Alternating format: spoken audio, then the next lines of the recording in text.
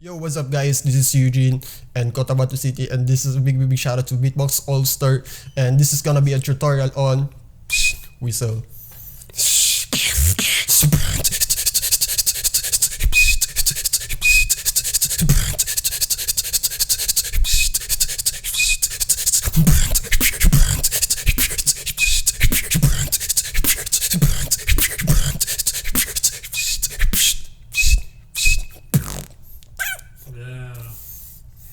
So, ang tutorial na to is, kaya ginagawa itong tutorial na to is ganito ang dila.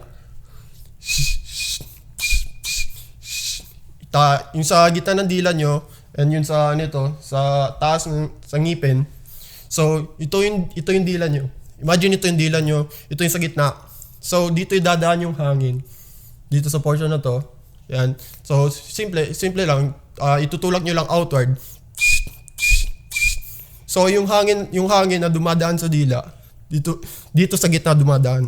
Pababa ng ngipin. Matama dito sa taas ng ngipin. Yun lang.